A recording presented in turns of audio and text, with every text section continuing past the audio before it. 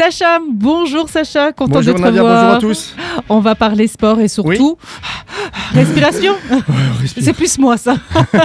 Alors pourquoi est-ce que la respiration est si importante en sport? Alors tout d'abord car elle apporte l'oxygène aux muscles pendant l'effort et elle va donc permettre la performance.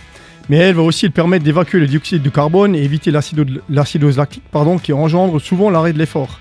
Et puis ça permet également d'éviter le fameux point de côté en adaptant l'apport d'oxygène au mouvement thoracique. Voilà. Parce que mal respirer, ça peut être vite handicapant pour la pratique. Au repos, inspirer, expirer, c'est naturel, voire inconscient, mais en sport, cela s'apprend. C'est vrai que c'est pas évident. Alors, est-ce qu'il y a plusieurs façons de respirer? Alors oui, il y en a plusieurs. Il y a la respiration thoracique qui est la plus commune, notamment dans les sports d'endurance, de course et de vitesse.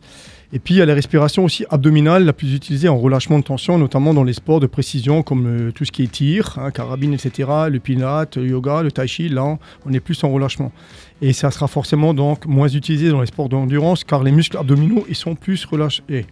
Il y a même une autre façon de respirer, je dirais, c'est dans les sports comme l'haltérophilie et la force athlétique où on va bloquer sa respiration temporairement pendant l'effort, qui va être très court mais très intensif, car on va développer une force maximale. Donc il y a des fois où on respire pas du tout, des fois on respire par la bouche et des fois on respire par le ventre. Alors comment bien respirer? Alors on va commencer par inspirer par le nez, notamment pour filtrer les poussières, les particules et réchauffer l'air, et on va expirer par la bouche. Pour bien respirer, il va falloir augmenter le volume d'air entrant et pas forcément augmenter la fréquence cardiaque. Donc on va adapter sa respiration pendant l'échauffement pour atteindre le rendement maximal en ayant un confort d'exécution. Donc par exemple, quand on fait par exemple du running, de la course à pied, on se cale sur 2-2 ou 3-3 par rapport au nombre de foulées. Alors donc il faut ajuster la vitesse par rapport à l'amplitude de la fréquence thoracique. Donc tu as un mouvement de cage thoracique et puis tu vas adapter tes foulées par rapport à ça. Donc le mouvement respiratoire, il doit surtout être profond, mais pas forcément rapide. Et souvent, on souffle de manière très rapide. Tu vois, on augmente la fréquence cardiaque, mais on n'a pas forcément plus d'oxygène qui arrive. Et on n'évacue pas plus de dioxyde de carbone. Donc, il vaut mieux respirer profondément. C'est un vrai problème chez moi. Il faut respirer profondément. Donc, une fois qu'on est habitué, il n'y aura plus de soucis. Mais ça s'apprend au départ. Voilà.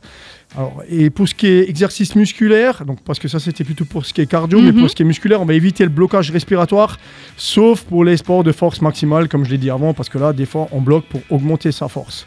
Mais c'est vrai que souvent, quand on fait un exercice, on oublie de respirer ou on bloque inconsciemment. Oui, parce qu'on est un petit peu en apnée. Et les coachs souvent disent respirez, pensez à respirer. C'est vrai qu'on... ça s'oublie. Et donc, c'est bien ce que je dis, ça s'apprend en sport parce que c'est pas forcément naturel. Voilà. Et pour ceux qui ont de l'asthme? Alors, c'est pas problématique du tout, aucunement. C'est même conseillé pour améliorer la santé. Souvent, les asthmatiques, justement, ils ne contrôlent pas la respiration. Ils respirent de manière rapide, pas ample du tout. Ils respirent par la bouche, pas forcément par le nez. Et puis, ils sont stressés par l'effort, parce qu'ils savent qu'ils peuvent déclencher une crise. Ouais. Donc, eux, c'est compliqué de respirer. Donc, bien apprendre à respirer pendant l'effort, c'est primordial pour débuter. Donc, on va surtout apporter de l'oxygène. On va mieux évacuer le dioxyde de carbone et on va gérer son stress quand on débute, notamment pour les asthmatiques. Il faut simplement adapter l'intensité et se concentrer sur le temps d'inspiration et d'expiration. Mais en général, ils sont accompagnés, les asthmatiques, donc on leur apprend tout ça. Moi, j'en ai un jeune qui était asthmatique et il arrivait à peine à marcher et puis au bout de 3 mois, il courait sur le tapis.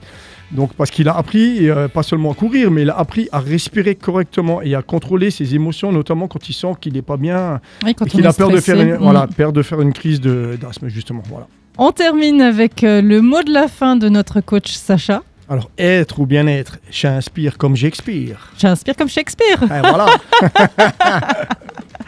Merci Sacha. C'était le mot de la fin, un petit peu. Il n'est pas là avec nous aujourd'hui, mais c'était pour lui. Un petit jeu de mots sympa. Et puis Sacha, on te retrouve la semaine prochaine. Oui, bon week-end à tous. Bye bye.